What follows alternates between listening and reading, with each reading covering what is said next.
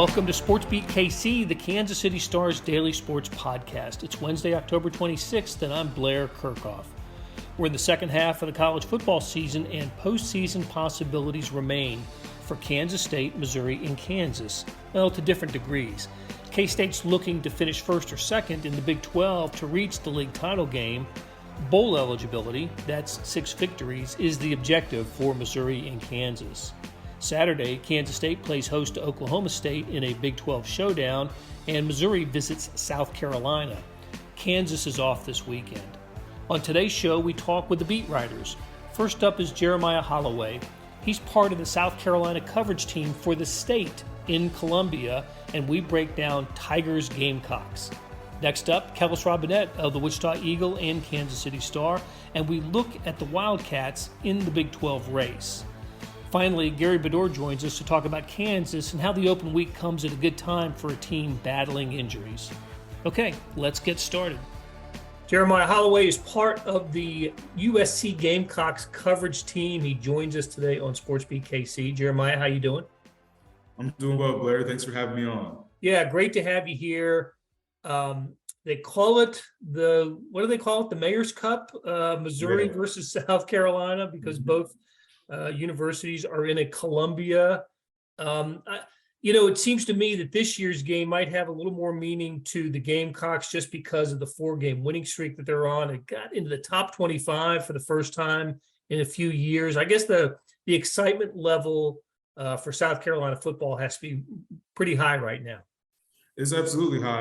Right now, they're sitting at 5-2. This is the first time that they've made the top 25 since week 2 of 2018. And so this year, and Shane Beamer actually talked about it after the game, it's the first time they ever beat Texas A&M, and they did it at home.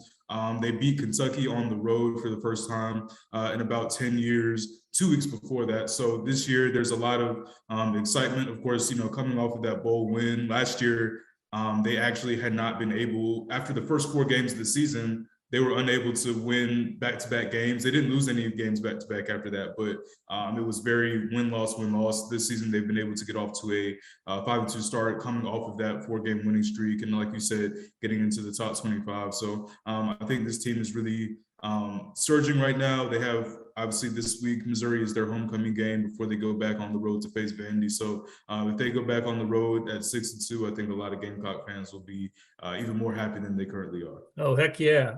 Get bowl eligible with either Missouri or Vanderbilt the week after that. So let's talk about Shane Beamer for a moment. He had not been a head coach before coming to South Carolina. I don't know what the reaction was from South Carolina fans when he was hired, but they certainly have to be pretty high on him now. And did I see this right, that fans were chanting Beamer ball toward the end of the A&M game? They were very excited about it. Yeah, I think Shane Beamer has really won over a good amount of the fans here, especially being ranked again. Now, he had spent time in South Carolina as an assistant, and then he bounced around a little bit. He is actually at Georgia at one point, and he was at Virginia Tech at another point. And so he actually came from Georgia to South Carolina to be the head coach. He was actually making the parallel after they beat Kentucky 2 years before that, or 2 seasons ago, really, when the team was playing at Kentucky. That night, Shane Beamer was hired as a head coach, and then he went in his first game at Lexington and had won that game. So I think a lot of people are excited about him. I think he has a very compelling personality. You might have saw the SEC Media Day video when he was dancing the Soldier Boy and things like that. And so, I think people really engage with his personality and the fact that there has been success on the field. You beat North Carolina in a Mayo Bowl game, and then you come out this year, you get the Gamecocks in the top 25. So I think the South Carolina fans are certainly excited about Shane Beamer because he does have that engaging personality, and there have been wins on the field. Of course, Shane Beamer leading a team that beat Texas A&M for the first time. That's something that, several coaches have attempted to do at South Carolina since the rivalry began, or since the series began in 2014. So him being the first one to do that and giving them a win against now every SEC opponent, that's certainly something that I think Gamecock fans can gravitate toward. Yeah. They're if people don't know, South Carolina and Texas A&M are the permanent crossover rivalry, like Missouri has with Arkansas. Some of those are natural fits, like Tennessee, Alabama, and some are not, like South Carolina, Texas A&M. So when you say beating A&M for the first time, that's significant because they play every year. It's one of those little SEC forced rivalries, I guess. South Carolina, Texas A&M. I got to tell you, I've known Shane Beamer since he was a boy, because I covered Virginia Tech back in the 1980s when Frank Beamer was the head coach there, and Shane, Shane is Frank's son, and I can remember seeing a little Shane Beamer on the field during practices, and I had a cool moment a few years ago. Shane was also on the staff at Oklahoma, and I was covering a game over at Kansas, Oklahoma and KU. And after the game, we had a great catch up, just talking about old times, covering covering his Virginia Tech days, and it was fun to catch up with Shane. So we're all neutral reporters and everything, but deep down, I kind of pull for Shane Beamer because I've just known the family for so long. It's pretty neat. Hey, so what's going on? Why are they playing so well here lately? Spencer Rattler, of course, people in our part of the country know him from his Oklahoma career, but what are they doing well? Yeah, for sure. Oh, and real quick, I did actually make an error earlier. I said he came from Georgia to South Carolina. He actually came from Oklahoma, so I'm glad I pointed that out. Yeah, the last two wins specifically against SEC opponents, they've gotten out to very explosive starts. So against Kentucky, you had the fumble recovery. I believe it was the first play of the game. It was Kentucky's first possession of the game. And then the next play down, they give the ball to Marshawn Lloyd, and 13 seconds in, you're up 7-0. What was interesting about that game is that the score actually stayed 7-0 for a while, and Kentucky actually ended up tying it on the offensive end. So it took a second for the offense to really get going, but that second half offense is really when they started to pull away, get the double-digit lead. And then this game against Texas A&M was quite the start. I don't know if I've ever seen a start to a football game that they had, because they had a kickoff return on the opening kickoff going for 100 yards.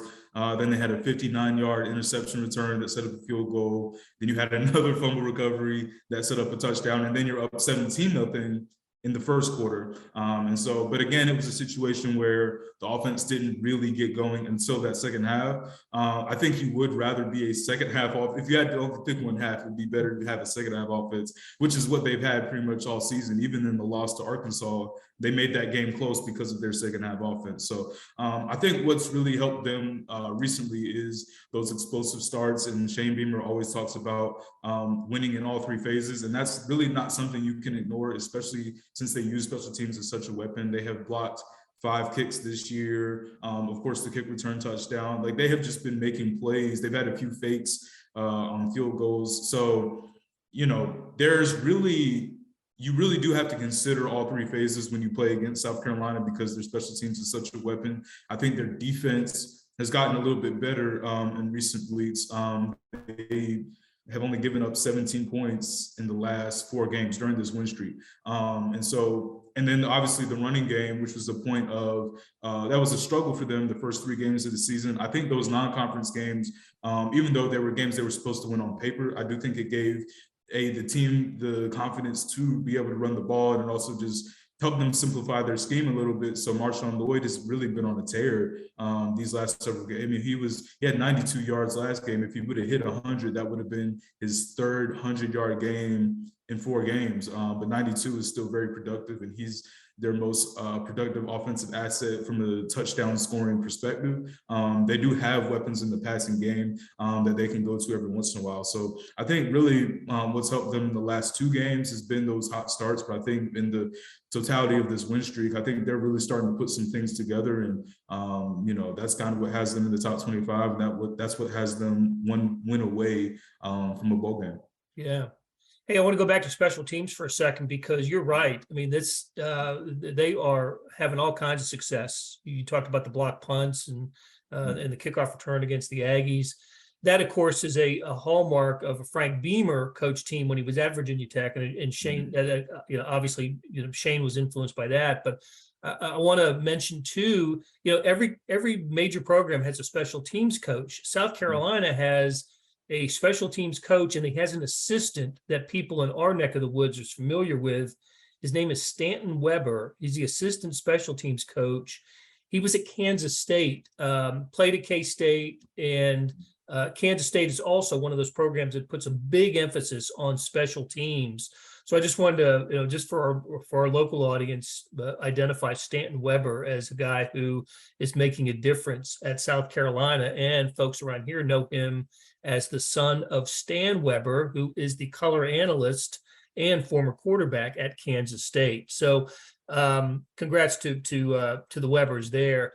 All right, so what happens on Saturday when Missouri comes? Missouri's coming off a win too. Its first SEC victory over Vanderbilt, and that was a kind of a huge sigh of relief game for Missouri fans. Man, they, after losing 3 in a row, playing Georgia really tough, and giving away the Auburn game, and playing Florida pretty well, but they had nothing to show for those games. They finally get a win over Vanderbilt and had to sweat it out at the end.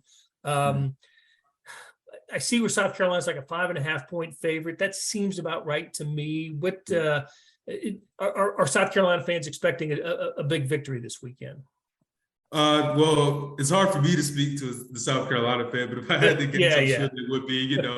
It's homecoming. They're on a big winning streak. I do think that Missouri's not a team to be overlooked. Like you said, they played Georgia really close. This was #1 Georgia, playing them really close. Of course, they've had some really close games. They had Auburn in overtime. They had a close win against Florida. They finally got that first SEC win against Vanderbilt. So this is a game in which South Carolina probably should win, but it's not necessarily a guarantee. And you also have to remember, Missouri has beaten South Carolina 3 years in a row. That includes last year with Shane Beamer at the helm, Missouri beating South Carolina. So I think as far from a matchup standpoint, Missouri is one of the better teams in the SEC when it comes to rush yards allowed per game on the defensive side of the ball. So I'm sure, obviously, the way South Carolina's been using Marshawn Lloyd, as of late, I think that's something to certainly pay attention to. And Missouri, just as far as total defensive yards per game, like I said, they're one of the better teams in the SEC. But with that being said, I mean, South Carolina, their defense has certainly improved, and then who knows what they'll get on special teams. Maybe they'll get something that sets them up for a field goal, or something that sets them up for a touchdown, or whatever the case may be. So if they can get one kind of play like that to position them like they have in the last several games, I think that's something to be interesting. And then Spencer Rattler's been very interesting this year to me. I think he's a player that is a little bit better than the numbers have indicated, just because he only has 5 passing touchdowns, but he's led several touchdown drives, and he did have a couple of interceptions this season that were a result of drop passes. But at the end of the day, you still do want to see a little bit more accuracy from him, from a play-by-play basis. But I do think that this is a team that has found itself. Talking about South Carolina, they are playing a Missouri team coming off of a much-needed first SEC win. But I think this is a South Carolina team that looks like it's found itself, and as long as it takes care of business and gets that 6th win of the season, they should be able to come away with the win.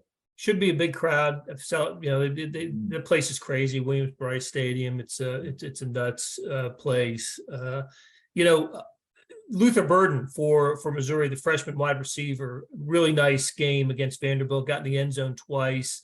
Really a player that needs to be unlocked even more for the Tigers. And you're absolutely right about the Missouri defense. Underrated, certainly underappreciated. They get uneven play on offense because their quarterback's inexperienced, Brady Cook. But this defense has been holding the fort all season for Missouri. They've got a linebacker, Teron Hopper, excellent player, Florida transfer. Keep an eye on number 8 for Missouri this weekend. All right, Jeremiah Holloway, part of the coverage team of the University of South Carolina Gamecocks for the state in Columbia, South Carolina. Jeremiah, really enjoyed the conversation. Thanks a lot. Absolutely. It was a pleasure. Thank you. Now let's shift to the Big 12. We catch up with Kellis Robinett, who covers Kansas State, and then we'll hear from KU beat writer Gary Bedore.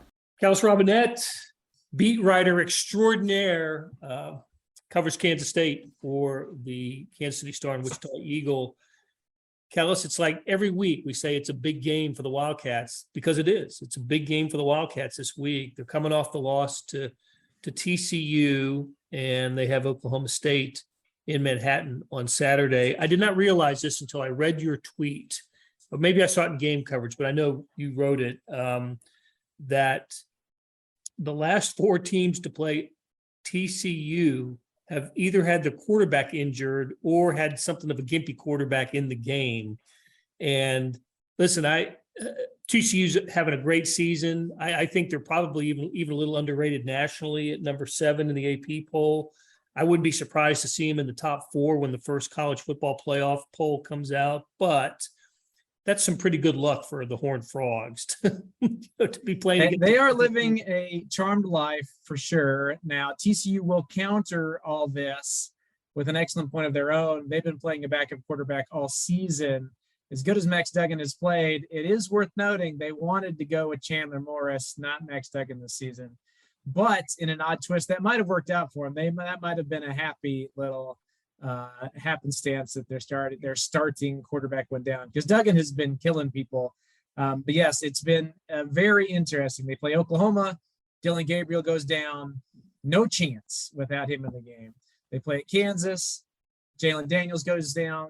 Jason Bean actually plays good, but they don't have to play the real star the rest of the way. They play Oklahoma State, and there's rumors flying that Spencer Sanders has a bum shoulder. They shot him up before the game. He comes up, plays great in the first half. Shot wears off in the second half. He can't throw it anymore. That's why TCU comes back. I don't know if that's true or not. That's been out there. That's what people say. Nobody knew if Spencer Sanders was going to play against Texas. And then this last week, they get Kansas State. Adrian Martinez last one drive. Will Howard goes down in the second half briefly. They're seeing Jake Rubley for the first time in meaningful snaps. So, yes, I wouldn't say TCU is a fraud because of it, but I will say it's something to keep an eye on, is that as good as they are, I think they're near a near lock for the Big 12 championship game. I think at this point they probably are the best team in the league, but they're maybe not quite as dominant as they look because of that injury line. Let's just say they benefited from the circumstances. Yes. Well, let's look at their by beating Kansas State. TCU is 4-0. K-State and Oklahoma State come into their game this weekend at 3-1, and then there's 3 teams with 2 losses: Texas, Baylor, and Tech.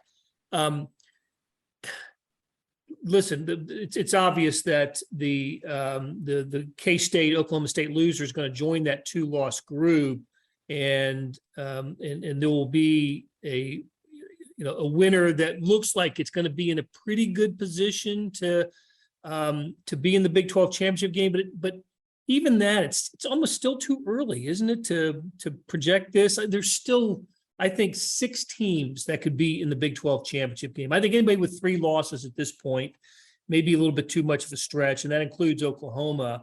But anybody with just 2 losses after 4 or 5 conference games, I think still is part of this race. I'm not a believer in Tech. I don't think they can get back in it. Even with a new freshman quarterback, they really like him. They're just no good outside of Lubbock. They'll win, and they'll win at their home stadium with the winds going and the people throwing tortillas, and then they'll go somewhere else and they'll lose. That's what they always do. But if they could rearrange the schedule where every game's at home, yeah, they could do it. They're the one team I'm questionable about. I don't think they'll do it. But yeah, Baylor, Texas, even though they got 2 losses, I think they're good enough. They can string things together here. And Oklahoma State, Kansas State, I wouldn't call this an elimination game for that number 2 seed. It's a very important game. The winner of this one will have the tiebreaker. They'll only have the 1 loss. They'll have a leg up on everybody else. So it's a very important game. I mean, honestly, this year, they don't hand out a trophy for winning, for having the best record at the end of the regular season. It's almost more important about getting that 2 spot this year, because then you get in the Big 12 championship game, you can win the trophy that way. And yeah, it's wide open. The interesting thing about Kansas State here is that I think the next 3 games will decide whether they do it or not. They get Oklahoma State at home, Texas at home, at Baylor. And to add another wrinkle into just how challenging that is for Kansas State, since Chris Kleiman has been in Manhattan, there are only 3 teams in the Big 12 he's never beaten. You want to take a guess at who they are? Let's see if I can run them down here. Oklahoma State. Yes. Texas. Yes. Baylor. Yes. Their next 3 opponents. So 0-9 against those teams. So they're going to have to exercise some demons coming up if they're going to make it to Arlington. All right. So what kind of shape are the Wildcats going to be in on Saturday? I know that it really is. You're not going to get a lot of injury honesty, especially in the heat of a season like this. But what's your best speculation on who? Because it's not just Adrian Martinez. They've got several players that are hurt. Right. And I mean, honestly, against TCU, Adrian Martinez going down was the least of their worries because Will Howard came in and played really well. It was him going down later that hurt more than anything. It was Daniel Green going down in the game at linebacker that let TCU get all these plays. It was Julius Brents pulling up lane with cramps on a long touchdown pass. They really hurt him. If those injuries don't happen, I think they win the game. But yeah, I've never gone into a Tuesday press conference with more questions about what's the status of this guy, what's the status of that person. I will say I think Adrian is going to be a true game time decision. I think he's dealing with the knee thing. He hurt him. He got hurt against Iowa State. He's been working his way back from it. I think he re-aggravated the injury against TCU. Kind of a pain deal. He'll get some days off. He'll try to practice later in the week. If he can run and do things full speed and feel good on Saturday afternoon, I think they play him. If he can't, I think they're confident enough in Will Howard that it's not going to be like back in the day when Colin Klein was going out there no matter how many injuries he had. I think this will be, a true game time decision. If he can go, he'll play. If he can't, he won't. But I think they're being honest there. They just don't quite know yet. Will Howard, fortunately, is a go. The injury he has is to his left shoulder, not his throwing shoulder. So he should be able to play unless something kooky happens in practice this week. Flip to the other side of the ball. I think Daniel Green is probably out. He got hurt in the midsection against TCU. I don't know exactly what the injury is. You'd speculate ribs, but I don't know. He spent the whole rest of the game icing that thing down. Didn't look anywhere close to playing. I would be very surprised if he plays. On the bright side, I think Julius Brents, their top corner, will play. And I think Josh Hayes, one of their best safeties, will play. The only one I really don't know about is tight end Ben Sinnott. He would be questionable in my mind. Okay. Let's go back to quarterback for a second. Is there, what do Adrian Martinez and Will Howard do differently that you might have to just keep an eye on? Where could, Martinez has had such a good season but Will Howard has won games for the Wildcats as well. And like you said, it wasn't so much Martinez going down. Will Howard came in and did a really great job at the end of the rest of the first half into the second half. But to just break down the position and what are the differences between those two? No, like huge differences. They're not going to switch to from a power eye to an air raid because one guy's in there versus the other. But there are some subtle differences. I would say with Adrian, you have the ability to do a lot of zone read stuff, a lot of speed type runs where you get Deuce Vaughn going one way, Adrian running the other, and the defense doesn't know which way to tackle. That's been one of their biggest plays this season. And the other thing is like that play they had against Oklahoma earlier this year where they call 4 verticals. If somebody's open, we throw it. If not, Adrian, you're just taking off running and gain a bunch of yards. You can't really do that with Will Howard. He's just not quite as fast. But the thing that Will Howard does do well is he runs with power. So you can get him in some shorter yard situations and use QB power, use QB sneaks. I thought that was interesting against TCU. In other games, they've kind of struggled on those 3rd and short, 4th and short. With Howard in there, it was just, let's just sneak it, get the yardage. They did it. And honestly, I think throwing the ball, I think Howard might be even a smidge better than Martinez. I think you saw that against TCU. He put the ball where his guys could go make a play. They did it. He ends up with 225 yards and 2 touchdowns. But like I said, the reason it hurt Kansas State against TCU that he went down is because in the second half, they put Jake Rubley, the 3rd string guy, in for 2 possessions. He does nothing, turns it over. once, punts another time. And then even when Will Howard got in there, you could tell he was off because late in the game, he missed through on a touchdown that he easily could have had. I believe it was to Cade Warner. But if he's healthy enough to make that throw in this game, then, it's a little bit of a wash. But that's the main thing I would say. One guy's a little bit quicker runner. One guy's more of a powerful runner. Gotcha. Okay. And a little bit of a kicking competition this week. Yeah, I was honestly surprised to hear this.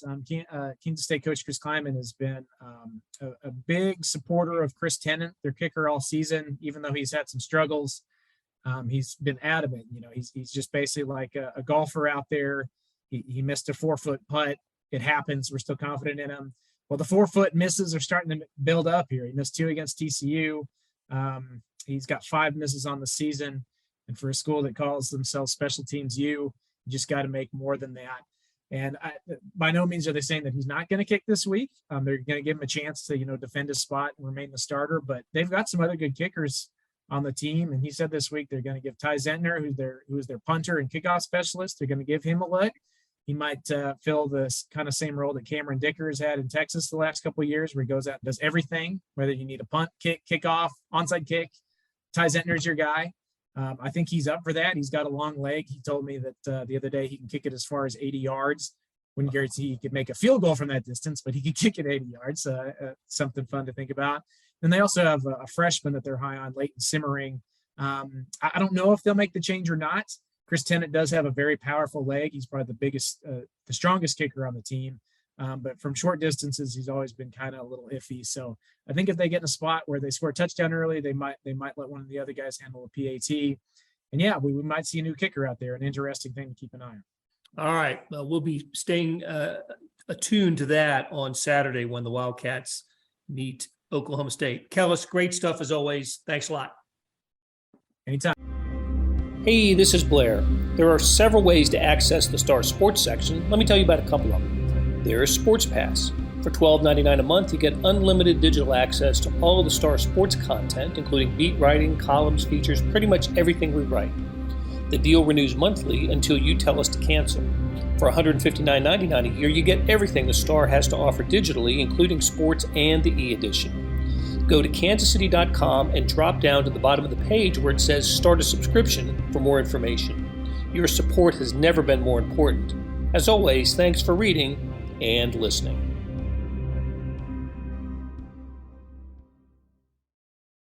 Gary Bedore covers Kansas.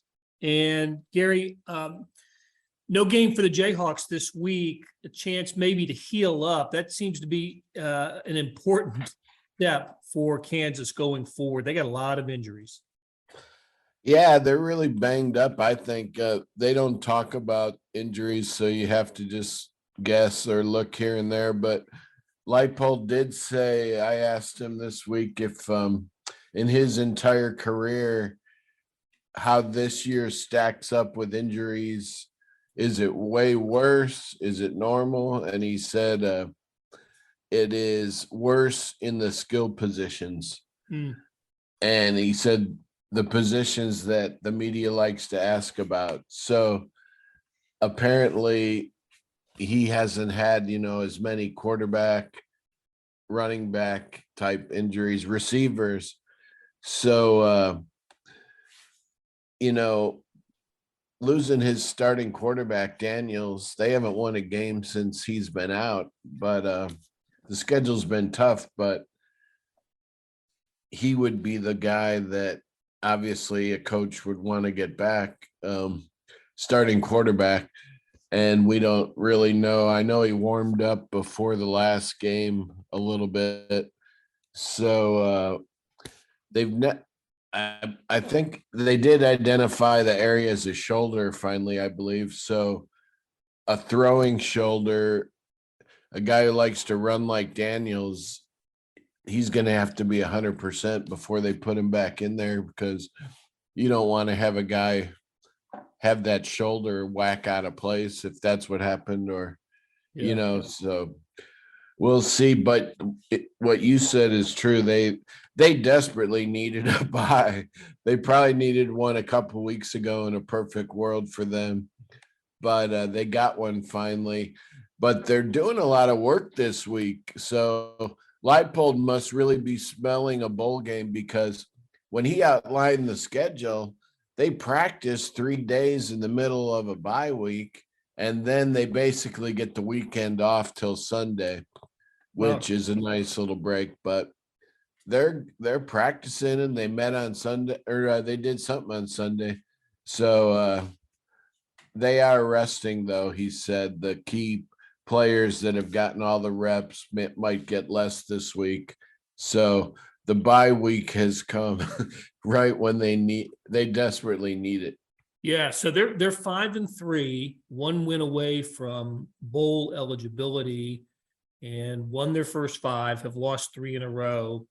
Of course, the first of those losses was the TCU game, in which Jalen Daniels was injured, and it's been Jason Bean since then. And look, he's been a starting quarterback previously for KU, and he was so good in the second half against TCU. But there's a difference, isn't there, Gary, between Daniels and Jason Bean? There's just some things that Jalen Daniels can do that a Kansas quarterback we haven't seen him do in a few years. Yeah, Bean he's also pretty good. I mean, a lot of teams would kill to have a guy who he threw for 4 touchdowns TCU game. Then he did it again against OU. But the deal is, from what I can see, is that Bean will make the mistake. Not always, but Daniels was almost perfect in turnovers and stuff. They weren't having any. Beans had a few interceptions and a couple plays that just haven't been as crisp. But he's been good, and but a step down, I think, maybe from Daniels. But it could be a lot worse. He's a good backup, and he's really fast. He hasn't been running quite as much, or hasn't been effectively running quite as much, but good backup.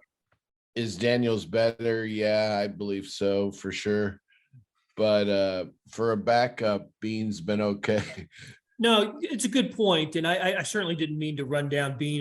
Kansas is lucky to have a quarterback in that position, and you said it earlier, and you're right. The schedule has gotten tougher for Kansas in the Big 12 and in the games that Jason Bean has been the quarterback. But the other players on this list right now, Daniel Highshaw and Kai Thomas, the running backs, both out.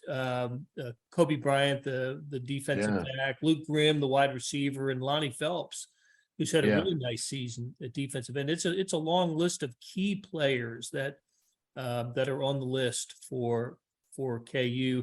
Hey, there was something I heard Leipold say earlier this week that I really liked, and I wanted to get your thought on it. It was that, they last year, this is the difference between the perception, and not just perception, but just the record of Kansas this year. That last year they lose a 12-point game to Oklahoma, and and everybody's patting them on the back, right? And this year they lose a 12-point game to Baylor, and people are, they're frustrated with the outcome. I actually thought Kansas, they made mistakes and got down early in that game, last week's game against Baylor, but really battled hard in the second half and turned it into a 1-possession game in the fourth quarter. So that's kind of where Kansas is. They would, losing anywhere right now in this balanced Big 12 is seen as a little bit of a disappointment, at least until they get that 6th win for bowl eligibility. Yes, and the Baylor game, they cut that 25-point deficit to 5, like you said, and there were still 6 minutes left, and I was fully prepared that this was going to be a huge victory, because Bean at that point was at the top of his game. And to Baylor's credit, they put together a drive to basically end the game. But if Baylor would have had to punt after KU cut it to 5, and KU would have won that game, it would have been the 3rd greatest comeback in KU history. And KU football would have went from expectations calming down a bit to they would have been back on top of the world, coming back from 25 down against Baylor. to win, all of a sudden they'd have been back in the conference discussion, and they'd have been ranked again. And Oklahoma State is kind of beat up, and Oklahoma State, their next opponent, has to play K-State and all this stuff. So they were a breath away from returning to football mania if they would have beat Baylor, but they didn't. Baylor, what a great drive to put that thing away. Right. Okay, you mentioned Oklahoma State's the next opponent. That's the following week in Lawrence, right? Doesn't Oklahoma State come to the KU? So, yeah, a week from Saturday in Lawrence. Gary Bedore, always great catching up with you. We will do it again soon. Thank you. See you later. That'll do it for today. Thanks to our SportsBeat KC production staff of Monty Davis, George Howard, Randy Mason, and Jeff Rosen. Tip of the cap to our guests, Jeremiah Holloway, Kellis Robinett, and Gary Bedore, for sharing their insights. Today's morning sports edition was 52 pages full of college football, the Chiefs, the Royals, soccer, golf, tennis, auto racing, everything in sports. Go to liveedition.kansascity.com for more information. Thanks for listening, and we'll be back soon with another SportsBeat KC.